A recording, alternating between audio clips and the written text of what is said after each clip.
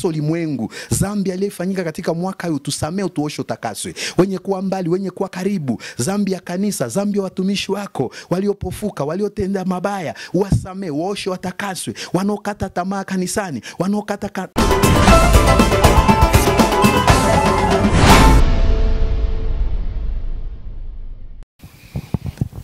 tunashukuru tena Mungu katika asubuhi kama hii, tukiwasalimu kwa jina la Yesu Kristo. Ninaitwa mchungaji Dismasi. Tunafanya kazi ya Mungu katika kanisa la Pentecote de Réveil Philadelifia. Kwa asubuhi kama hii Mungu anatupatia tena kibali ya kuwa mbele ya uso wenu. Kulikuwa siku inapita tulikuwa hatuonekani, lakini kwa leo Mungu anaturuhusu. Tutazungumza neno la Mungu. Neno la Mungu niyo faraja kwetu kanisa. Tunashukuru kwa siku zimepita. Juzi hapa tulikuwa na siku kuu ya Noeli. Tunashukuru Mungu kwa kuwa imepita kwa salama. Lakini sijue kama hiyo fete ilikuachia kitu gani. Ni ukumbusho wa kuzaliwa kwa mfalme wetu Yesu Kristo. Inabidi tuwe na matumaini kwa Yesu kama vile kanisa. Tuwe na upendo kwa ajili ya msalaba Yesu alitufia kwayo. Na tupende Mungu kwa kuwa alitutolea mwana wake wa pekee. Sasa kwa leo tutazungumza kwa linasema kungali matumaini kwa watu wanaomba Mungu. Kungali matumaini kwa watu wanaomtumikia Mungu, pia kwa wanaokuwa na ahadi za Mungu. Kungali matumaini kwa watu wanaomba Mungu, kungali matumaini kwa watu wanatumikia Mungu, kuna matumaini pia kwa watu ambaye wana ahadi za Mungu. Tutasoma kitabu cha Yobu sura yake ya 14 na mstari 1-7. Kuna matumaini ya mti, hata ukikatwa utachipuka tena, wala machupuko yake hayatakoma. Amin. Kuna matumaini ya mti, hata ukikatwa utachipuka tena, wala machipuko yake hautakoma. Kungali matumaini kwa watu ambao wanamtumikia Mungu. Tunasema hivyo. Kuna matumaini kwa watu ambao wanaomba Mungu. Kuna matumaini kwa watu ambao wana ahadi za Mungu. Hata siku za leo shida zimekuwa nyingi chini ya jua, lakini sisi ambao tunamwamini Yesu kuwa Bwana na Mwokozi, kungali matumaini kwetu.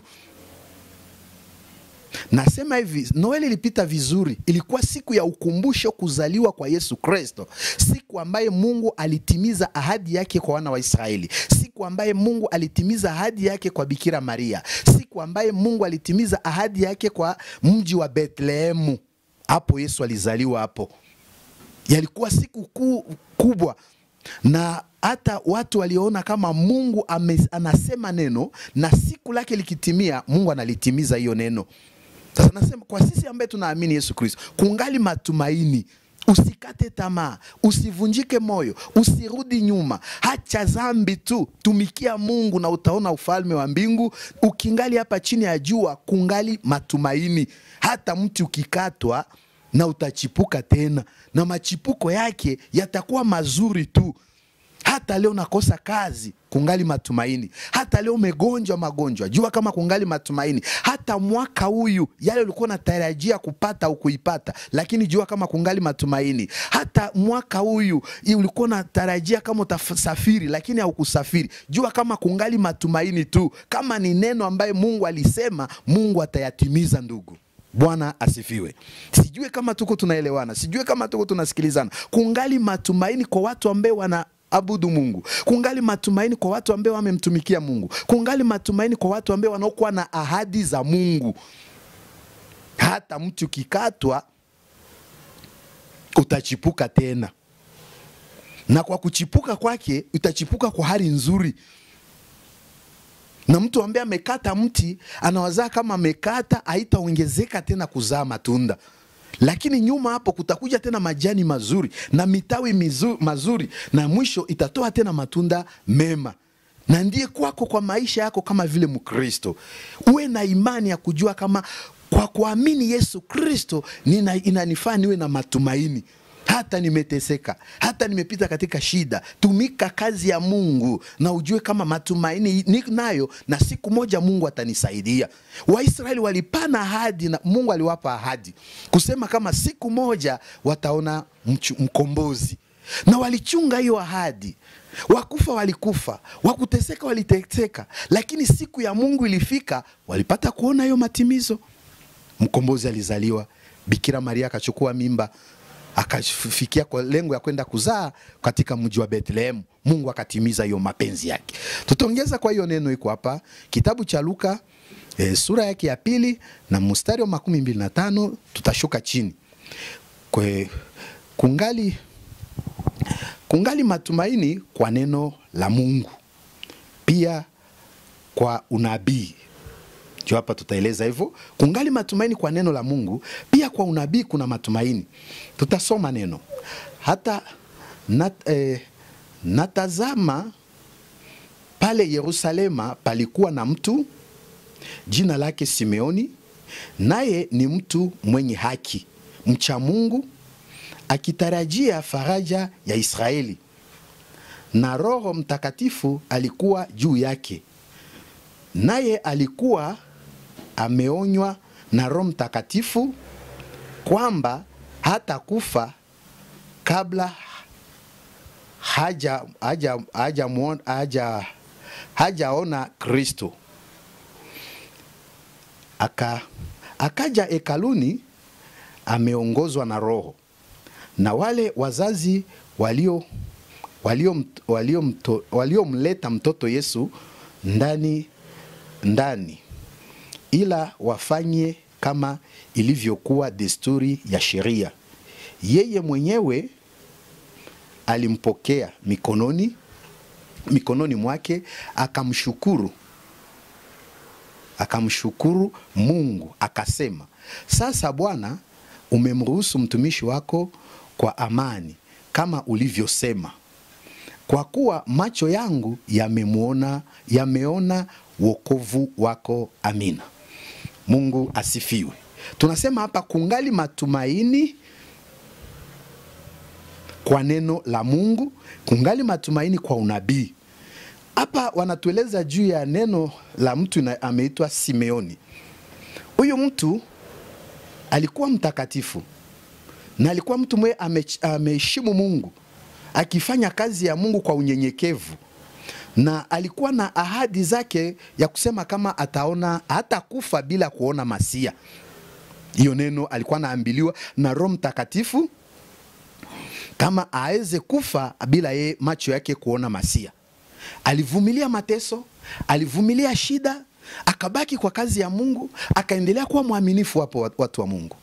Lakini siku za leo tunaona nini? Watu wameyumba sana kwa kazi ya Mungu. Watu wamefanya kazi ya Mungu kwa furaha. Watu wamefanya kazi ya Mungu kwa kuogopa dhambi. Kazi ya Mungu tunakuta wamoja wanaita kama ni business. No, haiko business. Ni kitu kilianzwa sisi hatujazaliwa. Ni sisi watu tu tunakuja kukamata, tunaondoa sheria za Mungu na kutia hali zetu ama tamaa zetu. Lakini kama kuna kazi nzuri hapa chini ya jua ambaye tunaweza itumika kwa kweli na uaminifu, ni kazi ya Mungu. Kwa kuwa mwenye kazi ametuchunguza kila sana kila dakika, na mwenye kazi ameona yale ambaye tumeyafanya. Huyu mtu wa Mungu Simeoni alibaki hekaluni pa Bwana akifanya kazi ya Mungu kwa unyenyekevu, akiogopa dhambi, akichunga hiyo ahadi lake na Mungu ambaye aliambiliwa na Roho Mtakatifu ya kwamba hautakufa bila wewe kuona Masia. Na tunasema kama Waisraeli walikuwa na hiyo ahadi yao kuona Masia, na alikuwa amechunga naye. Na alisema hivi, wakufa walikufa, wakuondoka duniani waliondoka duniani, lakini Simeoni alibaki kwa mnara. Sasa siku moja Mungu akatimiza ahadi zake. Alipotimiza ahadi yake, tulisema kama Bikira Maria akachukua mimba, na kwa kuchukua mimba siku ya kuzaa kwake alienda zalia Bethlehemu. Haikuwa kwa mpango yake, hiyo ilikuwa na kwa mpango wa Mungu, kwa kuwa Mungu aliahidia watu wa Bethlehemu. Hata Bethlehemu, hata Mungu katika nchi ndogo yenye kuzarauliwa, lakini natia ahadi hapa kwenu Bethlehemu ndiye Masia atakapozaliwa. Sasa ilifika hiyo siku, Maria na Josefu kajielekeza Bethlehemu kwa shurti zilikuwa hapo wakati. Akifika hapo, na ndio kwenye Maria alipata sasa kibali ya yeye kujifungua. Akazaa mtoto mahali pa nyumba ya ngombe, na akamuita Kristo. Sasa huyu siku moja kisha kuzaa, walikuwa wakisha kupumzika kama vile desturi ya kanisa ilikuwa zamani. Mama akizaa nyuma ya siku 8 alikuwa anabeba mtoto kanisani na makoani wapate kuombea huyo mtoto. Sasa Maria na Joseph wakachukua mtoto, akasema sasa twende kanisani kwa kuwa ni desturi ya Mungu. Twende wakaombe mtoto hapo. Walipoenda kanisani, Simeoni naye kwenye alikuwa amebaki kwake, akapata hicho kibali. Roho Mtakatifu akamtembelea. Roho Mtakatifu akamwambia shuka hekaluni. Na hapo afika hekaluni, akakuta hapo Maria na Joseph hapo. Maria na Joseph wakampa mtoto. Na kwa kumpa mtoto, lengo yao ilikuwa sema waombee mtoto, wamtie katika mikono ya Mungu. Watu wa Kristo wote, vitu vyetu vyote tunapasha kuitia katika mikono ya Mungu na kuitia katika ulinzi wa Mungu. Anaona siwezi kuacha huyu mtoto abaki hivi, acha nimbebe kanisani, watu wa Mungu wamtie katika mikono ya Mungu. Sasa Simeoni naye ndio ilikuwa kazi yake hiyo, akaomba, akamwatia mtoto katika mikono ya Mungu. Baadaye kumuombea, akashukuru. Akasema, Mungu ninakushukuru, umefanya vema na siku ya leo macho yangu memuona Masia, na ingelikuwa kama nastahili unichukue sasa niende nitoke katika hii dunia, kwa kuwa yale uniniaidia mimi nimeyaona, macho yangu yamemuona mkombozi. Sasa ukitaka unichukue nijiende yangu. Kuna wakati ambaye tunapenda hii dunia, lakini Simeoni alifika kwa muda anasema, Mungu nimekwisha kuona yale uniaidia, sasa ikiwezekana unipe muda mimi nijiende. Bwana asifiwe. Mungu ni Mungu na Mungu anayeweza. Huyu Simeoni alibaki kwa kuchunga hiyo mpango wa ahadi ya Mungu, na ilifika siku ya Mungu, Mungu akatimiza. Sasa sijue wewe kwa siku ya leo una ahadi ya Mungu, unatumaini, ungali na matumaini, umefanya kazi ya Mungu, uko na matumaini, unatuomba Mungu, ungali na matumaini. Lakini tunasema kama kungali matumaini kwa naoomba Mungu, kungali matumaini kwa watu wanamtumikia Mungu, kungali matumaini kwa watu wenye kuwa na ahadi za Mungu. Dunia acha tusiyumbe, wa Kristo acha tusiyumbe yumbe na dunia. Tuwe na matumaini ya kujua kama Mungu anaponya, Mungu anabariki, Mungu anaondoa chini na kutia juu, Mungu anapana uzazi, Mungu ameponya magonjwa. Sisi tuwe na matumaini tu na Mungu atatusaidia. Mwaka huu niseme tu yamekwisha. Inaweza kuwa yale ulikuwa unatarajia kupata au kuyapata, yale ulikuwa unatarajia kuona au kuyaona, lakini uwe na matumaini tu kusema kama mwaka ujapo nitabarikiwa na Bwana, mwaka ujapo nitaona mkono wa Mungu. Lakini shauri ndogo tunaweza kuwapa kwa siku za leo, tuache dhambi. Dhambi haipendeze Mungu. Mtu mwenye dhambi afikie kuona lengo la Mungu. Mtu mwenye dhambi hawezi kufikia kwa ahadi la Mungu. Mungu awasaidie, Mungu awajalie neema, lakini muwe na matumaini. Hata uko katika nchi ya watu, uwe na matumaini kujua kama Mungu atanibariki hapo. Hata uko mahali uko unakaa pata vitambulisho kwa nchi unayo, uwe na matumaini na uwe muaminifu mbele ya Mungu. Mungu atusaidie na Mungu awabariki.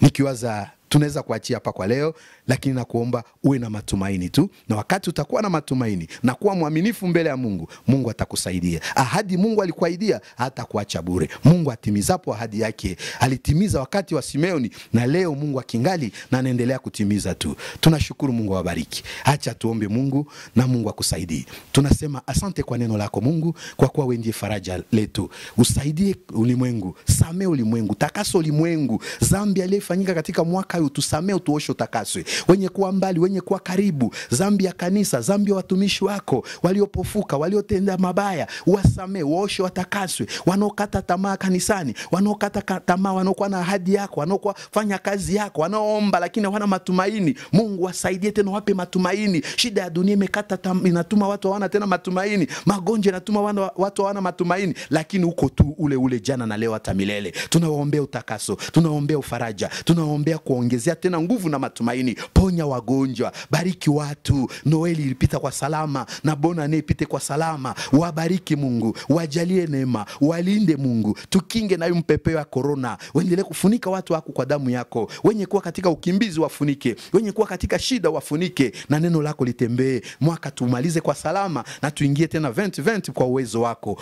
kwa 2020 kwa uwezo wako. Mungu utusaidie, shetani ashindwe, kuzimu ashindwe. Tunashukuru kwa neno lako, na uendelee kutusaidia na kutupatia nguvu kupitia jina lako Yesu. Amen. Mungu awabariki na Mungu awajalie neema. Asante.